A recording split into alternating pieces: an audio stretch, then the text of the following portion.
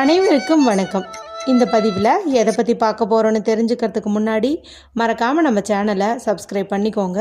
கூடவே பெல் பட்டனையும் கிளிக் பண்ணி ஆளுங்கிற ஆப்ஷனை கொடுத்துட்டிங்கன்னா நான் போடுற வீடியோ எல்லாமே மிஸ் ஆகாமல் நோட்டிஃபிகேஷனில் வந்துடும்.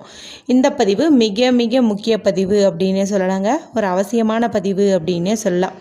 எதை பற்றி அப்படின்னு பார்த்தீங்கன்னா, வருகின்ற ஜூன் மாதம் 6ஆம் தேதி வியாழக்கிழமை நமக்கு வைகாசி மாதத்திற்கு உண்டான அமாவாசை தேதி வருதுங்க. அமாவாசை அப்படிங்கிறது மாதம் வந்துட்டே தான் இருக்கும். இருந்தாலும் ஒவ்வொரு தமிழ் மாதத்துக்கும் ஒவ்வொரு சிறப்பு இருக்குது இல்லையா? அந்த மாதிரி சிறப்போடு சேர்ந்து வர அமாவாசை அப்படிங்கிறது அதிசக்தி வாய்ந்த நாளாகவே கருதப்படுது. பொதுவாக இந்த அமாவாசை மற்றும் பௌர்ணமி நாள் அப்படிங்கிறது பார்த்திங்கன்னா பிரபஞ்ச சக்தியை அதிகமாக ஈர்க்கக்கூடிய ஒரு நாளாகவே இருக்கும். அந்த நாளில் நம்ம செய்யக்கூடிய சின்ன சின்ன வழிபாடுகளுக்கும் பரிகாரங்களுக்கும் அதிகப்படியான பலன் நமக்கு கிடைக்கும் அப்படிங்கிறத மறுப்பதற்கே இல்லை. மேலும் அமாவாசை நாள் அப்படிங்கிறதே பார்த்திங்கன்னா முன்னோர் தர்ப்பணம் கொடுக்கறது, திதி கொடுக்கறதற்கு உகந்த நாட்களாக தான் கருதப்பட்டு வருது. அதனால் உங்கள் வீட்டில் அமாவாசை வழிபாடு எந்த மாதிரி செய்வீங்களோ அந்த மாதிரியெல்லாம் செஞ்சுட்டு இப்போ நான் சொல்லக்கூடிய எளிய சிம்பிளான இந்த தாந்திரிக பரிகாரத்தை செய்யுங்க. அற்புதமான பணவரவு மற்றும் தங்கம் சேரும் யோகம் உங்களுக்கு கிடைக்கும். முன்னோர் வழிபாடு செய்யும் பழக்கம் உங்கள் வீட்டில் இல்லை அப்படின்னாலும் இறந்த உங்களுடைய முன்னோர்களை நீங்கள் மனதுக்குள்ளே நினச்சிட்டு, குலதெய்வத்தையும் மனதுக்குள்ளே நினச்சிட்டு இந்த பரிகாரத்தை செய்யுங்க. யாரெல்லாம் இந்த பரிகாரத்தை செய்யலாம் அப்படின்னு பார்த்தீங்கன்னா, ஆண்கள் பெண்கள் யார் வேண்டுமானாலும் இந்த பரிகாரத்தை செய்யலாம். பெண்கள் இதை பீரியட்ஸ் டைமில் செய்யலாமா அப்படின்னு கேட்டிங்கன்னா, பீரியட்ஸ் டைமில் நீங்கள் பூஜை அறையில் அமர்ந்து இந்த பரிகாரத்தை செய்யக்கூடாது. ஆனால் வெளியில் ஹாலில் உட்காந்து இந்த பரிகாரத்தை செய்யலாம். இல்லைன்னா உங்கள் கணவர்கிட்ட சொல்லி கூட இந்த பரிகாரத்தை நீங்கள் செய்யலாம். எதற்காக வெள்ளம் இந்த பரிகாரம் செய்யலாம் அப்படின்னு பார்த்தீங்கன்னா, இப்போ உங்களுக்கு நகை சேரவே மாட்டேங்குது, மேலும் அடகு வச்ச நகையை மீட்கவே முடியலை அப்படின்னு நிலையில் இருக்கிறவங்க, மேலும் பணம் சேர மாட்டேங்குது, கையில் பணமே தங்க மாட்டேங்குது அப்படின்னு நினைக்கிறவங்கெல்லாம் இந்த பரிகாரத்தை செய்யலாம். சரி, முதல்ல அமாவாசை திதி நேரம் என்ன அப்படின்னு நீங்கள் தெரிஞ்சுக்கோங்க. அமாவாசை இந்த முறை நமக்கு ஜூன் மாதம் 5ஆம் தேதி புதன்கிழமை இரவு 7:56 தொடங்கிடுது. எப்போ முடியுது அப்படின்னு பார்த்தீங்கன்னா, ஜூன் 6ஆம் தேதி வியாழக்கிழமை மாலை 6:40 வரைக்கும் இருக்குது. இப்போ நான் சொல்லக்கூடிய இந்த பரிகாரத்தை எந்த நாளில் செய்யணும் அப்படின்னு பார்த்தீங்கன்னா, ஜூன் மாதம் 6ஆம் தேதி வியாழக்கிழமை தான் நீங்கள் இந்த பரிகாரத்தை செய்யணும். சரி, செய்வதற்கு உகந்த நேரம் சொல்லுங்கள் அப்படின்னு கேட்டிங்கன்னா, அமாவாசையை பொறுத்த வரைக்கும் நீங்கள் பெருசாக எந்த ஒரு நேரம் காலமும் பார்க்க தேவையில்லை. அதாவது ராகு காலம் யமகண்டம் கூட நீங்கள் பார்க்க தேவையில்லை. இருந்தாலும் ஒரு சிலருக்கு பார்த்தீங்கன்னா அந்த நேரத்தில் செய்வதற்கு கொஞ்சம் மனம் ஒப்பாது. அந்த மாதிரி இருக்கிறவங்க ராகு காலம் அப்படிங்கிறது 1:30 3 மணி வரைக்கும் இருக்குது. அந்த நேரத்தை நீங்கள் அவாய்ட் பண்ணிக்கலாம். மேலும் யமகண்டம் அப்படிங்கிறது பார்த்திங்கன்னா 6 மணியிலேருந்து 7:30 வரைக்கும் இருக்குது. இந்த 2 நேரத்தையும் நீங்கள் அவாய்ட் பண்ணிக்கலாம். என்ன கேட்டிங்கன்னா, அமாவாசை அன்னைக்கு இது மாதிரி நீங்கள் நேரமே பார்க்க தேவையில்லை. எந்த நேரத்தில் வேணாலும் இந்த பரிகாரத்தை செய்யலாம். சரி, இது எப்படி செய்யணும் அப்படிங்கிறது பார்த்தலாம். இதுக்கு நமக்கு தேவையானது அப்படின்னு பார்த்தீங்கன்னா, ஒரு கண்ணாடி பவுல் தேவைப்படுது. கண்ணாடி இல்லை அப்படிங்கும்போது நீங்கள் பீங்கானோ இல்லை மண்ணகலோ கூட எடுத்துக்கலாம்.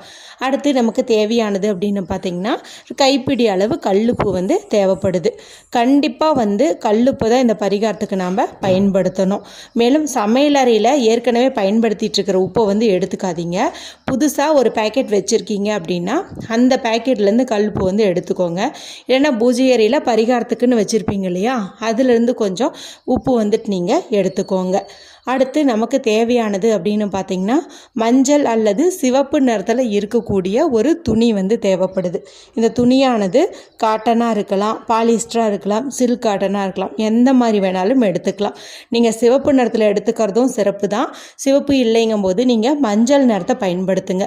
ஏன்னா வியாழக்கிழமை நாளில் அமாவாசை வர்றதுனால குரு பகவானுக்கு உகந்த மஞ்சள் நிறத்தை பயன்படுத்தும் போதும் அற்புதமான பலன் உங்களுக்கு கிடைக்கும்.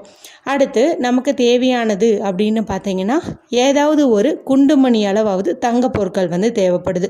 நீங்கள் யூஸ் பண்ணிகிட்ருக்கிற பொருளாக இருந்தாலும் சரி, இப்போ மூக்குத்தி, தோடு, மோதிரம் இந்த மாதிரி ஏதாவது ஒன்று இப்போ நீங்கள் கையில் போட்டிருக்கீங்க அப்படின்னா அதையே கூட நீங்கள் மஞ்சள் கலந்த தண்ணீரில் கழுவிட்டு நல்லா தொடச்சிட்டு இந்த பரிகாரத்துக்கு வந்து நீங்கள் பயன்படுத்திக்கலாம். எங்கள் வீட்டில் குண்டுமணி தங்கம் கூட இல்லை அப்படின்னு நினைக்கிறவங்க ஒரு சிட்டிகை அளவுக்கு மஞ்சள் தூள் வந்து பயன்படுத்துங்க. இல்லைன்னா மல்லிகை பூ வந்து பயன்படுத்துங்க. இல்லைன்னா தங்கரளி பூன்ட்டு வந்து சொல்லுவாங்க, அது உங்களுக்கு கிடச்சிச்சு அப்படின்னா நீங்கள் அதை வந்து எடுத்துக்கலாம். இல்லைன்னா ஆவாரம் பூன்னு சொல்லுவாங்க இல்லையா, அதை கூட நீங்கள் வந்து எடுத்துக்கலாம். ஏதேனும் ஒரு வாசனை நிறைந்த மலரை கூட நீங்கள் இதுக்கு வந்து பயன்படுத்திக்கலாம். இப்போ தாமரை இதழ் கிடச்சிச்சு அப்படின்னா நீங்கள் அதை கூட வந்துட்டு நீங்கள் இந்த பரிகாரத்துக்கு பயன்படுத்திக்கலாம். அடுத்து நமக்கு தேவையான பொருள் அப்படின்னு பார்த்திங்கன்னா துளசி இலை வந்து தேவைப்படுது. ஏற்கனவே ஒரு பரிகாரம் இந்த துளசி இலையை வச்சு நான் சொல்லியிருந்தேன் தங்கம் சேருவதற்கு. ஏன்னா ரொம்ப ரொம்ப பவர்ஃபுல்னு சொல்லலாம். அதுவும் பார்த்திங்கன்னா வியாழக்கிழமை நாளில் செய்ய வேண்டியது தான். இப்போ இந்த அமாவாசை நமக்கு வியாழக்கிழமை நாளாக வரதுனால இந்த பரிகாரத்துக்கும் நம்ம துளசி இலையை வந்து பயன்படுத்தணும். வீட்டில் இருக்கிறதையே நீங்கள் பறிச்சுக்கிட்டிங்கன்னா போதும். ஒரு 2-3 இலை பறிச்சிட்டிங்கன்னா போதும். நல்லா வந்து கழுவி தொடச்சி எடுத்து வச்சுக்கோங்க. அடுத்து நமக்கு தேவையானது அப்படின்னு பார்த்திங்கன்னா பச்சை கற்பூரம். இந்த பச்சை கற்பூரம் எந்த பொருளோடு சேர்த்து வைக்கிறோமோ அந்த பொருள் வந்து பல மடங்கு பெருகும் அப்படின்னு வந்து சொல்லுவாங்க. நீங்கள் தங்கத்தோடு வைக்கிறீங்கன்னா தங்கம் பெருகும், காசோடு வைக்கிறீங்கன்னா காசு வந்து பெருகும். அதனால் இதை வந்து நீங்கள் எடுத்துக்கோங்க. அடுத்து நமக்கு தேவையான பொருள் என்ன அப்படின்னு பார்த்தீங்கன்னா ஒரு 5 ரூபாய் நாணயம் வந்து எடுத்துக்கோங்க. வியாழக்கிழமை நாளாக வரதுனால நம்ம குபேரருக்கு உகந்த 5 ரூபாய் நாணயத்தை இந்த பரிகாரத்துக்கு பயன்படுத்தும் போது நல்ல ஒரு பண வரவும் நமக்கு வந்து ஏற்படும். இப்போ இதில் கொஞ்சம் மஞ்சளும் குங்குமத்தையும் வந்துட்டு மங்களகரமாக இருக்கணுங்கிறதுக்காக போட்டுருங்க. இப்போது இந்த துணியை வந்து நல்ல ஒரு முடிச்சு மாதிரி வந்துட்டு நீங்கள் கட்டிக்கோங்க. கட்டிட்டு ஒரு தீபம் வந்து ஏற்றி வச்சுக்கோங்க. யார் இந்த பரிகாரத்தை செய்கிறாங்களோ அவங்க தான் வந்து இந்த தீபத்தை வந்து ஏற்றி வைக்கணும். சிம்பிளாக ஒரு மண்ணகல் தீபம் கூட நீங்கள் வந்து ஏற்றி வச்சுக்கலாம். ஏற்றி வச்சுட்டு அதை சுற்றியும் பூக்களால் வந்து அலங்காரம் செஞ்சுக்கோங்க. அதன் பிறகு இந்த முடிச்சியை வந்து உங்களுடைய இடது கையில் வச்சுட்டு வலது கை கொண்டு முடிக்கிட்டு உங்களுக்குள்ள அந்த பண தேவை வந்து பூர்த்தியாகணும், நகை வந்து அடமானத்துலேருந்து மீண்டு வரணும், மென்மேலும் தங்க ஆபரணம் வந்து சேரணும் அப்படின்னு சொல்லி ஆத்மார்த்தமாக வேண்டிக்கிட்டு இப்போ கண்ணாடி பவுலில் நம்ம கல்லுப்பு போட்டு வச்சோம் இல்லையா, அதன் மீது வந்து இந்த முடிச்சியை வந்து நீங்கள் வச்சுருங்க. அதன் பிறகு ஒரே ஒரு பிரியாணி இலை வந்து எடுத்துக்கோங்க. இந்த பிரியாணி இலை நல்ல கிளியாததா பூச்சிகள் அரிக்காததா நல்லதாக பார்த்து எடுத்துக்கோங்க. இதில் நீங்கள் ப்ளூ கலர்லேயோ இல்லை க்ரீன் கலர்லேயோ ரெட் கலர்லேயோ இங்கு வரக்கூடிய பேனா, ஸ்கெட்ச் பென்சில், மார்க்கர் ஏதாவது ஒன்று எடுத்துகிட்டு உங்களுடைய தேவை என்ன, உங்களுக்கு வந்து நகை சேரணுமா, பணம் சேரணுமா, இல்லை ரெண்டும் சேரணுமா, எது உங்களுடைய தேவையோ அதை வந்துட்டு நீங்கள் ஒரு 2 லைனுக்குள்ளேயே வந்து அந்த பிரியாணி இலையில் வந்து எழுதிக்கோங்க. எழுதிட்டு உங்களுடைய தலையை 27 முறை வந்து நீங்கள் சுற்றிக்கோங்க. வலம் இருந்து இடமா, அதாவது ரைட் டு லெஃப்ட். இப்போ கிளாக் எப்படி சுற்றுது, கடிகாரம் முள், அந்த மாதிரி வந்துட்டு நீங்கள் 27 முறை வந்து உங்களுடைய தலையை வந்து சுற்றிக்கோங்க. சுற்றி முடித்த கையோட அந்த பிரியாணி இலையை இப்போ நீங்கள் ஏற்றி வச்சிங்க இல்லையா தீபம், இந்த தீபத்தில் வந்து காட்டி அப்படியே வந்து எரிச்சிடுங்க. இது கை சுடும். அதனால் நீங்கள் வந்து என்ன பண்ணிங்கன்னா ஒரு பிளேட் யூஸ் பண்ணி அது மேலே அந்த பிரியாணி இலையை வச்சு அந்த விளக்கில் காட்டி அந்த நெருப்பு உங்கள் கைக்கிட்ட வர வர சுடாத இருக்கிற மாதிரி நீங்கள் பார்த்து அந்த பிளேட்டில் வந்துட்டு அந்த இலையை வந்து போட்டுருங்க. அது பார்த்திங்கன்னா நல்ல கருப்பாக சாம்பலாக வந்து மாறிடும். அதன் பிறகு நீங்கள் அதை எடுத்துகிட்டு போயிட்டு வெளியில் வந்து ஊதி விட்டுருங்க. வெளியில் ஊத முடியாதுன்னு நினைக்கிறவங்க வாஷ் பேசன்லேயோ சிங்க்லேயோ போட்டு தண்ணியை வந்து திருவி விட்டுருங்க. கண்டிப்பாக வந்து நம்மளுடைய கோரிக்கையானது நிறைவேற தொடங்கிடும். சீக்கிரமாகவே வந்து நம்முடைய பிரச்சனைகள் வந்து தீர தொடங்கிடும்.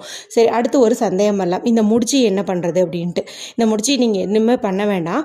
இதை ஓப்பன் பண்ணி வச்சு அதில் நீங்கள் இப்போ ஏற்கனவே யூஸ் பண்ணிகிட்டு இருக்கிற தங்கத்தை தான் வச்சிங்க, என்னோட மோதிரத்தை தான் வச்சுருக்கேன் அப்படின்னு சொன்னீங்கன்னா அதை எடுத்து நீங்கள் இப்போவே வந்துட்டு உங்களுடைய கையில் வந்து போட்டுக்கலாம். மற்ற பொருட்களை எல்லாம் நீங்கள் அந்த முடிச்சிலேயே வச்சு உங்களுடைய பீரோவில் வந்துட்டு வச்சுருங்க. இல்லை நான் வந்து மோதிரமெல்லாம் வைக்கல, சாதாரணமாக உடஞ்சி போன ஒரு மூக்குத்தியும் ஒரு சின்ன கம்மலோட திருகாணியும் தான் வச்சுருக்கேன் அப்படின்னு நினச்சிங்கன்னா அது வந்து அந்த முடிச்சியில் அப்படியே இருக்கட்டும். அதை நீங்கள் அப்படியே எடுத்துகிட்டு போய் பீரோவில் வந்து வச்சுக்கோங்க. எத்தனை நாள் இப்படியே இருக்கட்டும் அப்படின்னு பார்த்தீங்கன்னா அடுத்த அமாவாசை வரைக்கும் இது அப்படியே இருக்கட்டும். அதன் பிறகு அமாவாசைக்கு முதல் நாளாக பார்த்து இதில் இருக்கக்கூடிய அந்த காசு மட்டும் எடுத்துக்கோங்க, தங்கத்தை வந்து எடுத்துக்கோங்க. இப்போ பச்சை கற்பூரம் பார்த்திங்கன்னா காற்றுல கரைஞ்சி போயிருக்கும், துளசி இலையும் பார்த்திங்கன்னா நல்லா காஞ்சி போயிருக்கும். அதை நீங்கள் கால்படாத இடத்துல போட்டுட்டு அதே துணியை நீங்கள் அலசி மறுபடியும் அடுத்த மாதம் வரக்கூடிய அமாவாசை அன்று இதே பரிகாரத்தை செஞ்சு பலனடையலாம். கல்லுப்பை நீங்கள் கால்படாத இடத்துல கொட்டுறதோ இல்லை வாஷ் பேசன்லேயோ சிங்க்லேயோ வந்துட்டு தண்ணீர் திருவி விட்டு அப்படியே கொட்டுறதோ உங்களுடைய விருப்பம். யாருக்கெல்லாம் பணம் சேரணும், அடகு நகை மீட்கணும், நகை வாங்கணும்னு விருப்பம் இருக்குதோ அவங்க எல்லாருமே சிம்பிளான இந்த பரிகாரத்தை செஞ்சு பாருங்கள், உடனடி பலனே கிடைக்கும். வீடியோ பிடிச்சிருந்தால் மற்றவங்களோட ஷேர் பண்ணுங்கள், லைக் பண்ணுங்கள், கமெண்ட் பண்ணுங்கள். மற்றும் ஒரு பயனுள்ள பதிவில் உங்களை சந்திக்கிறேன். நன்றி, வணக்கம்.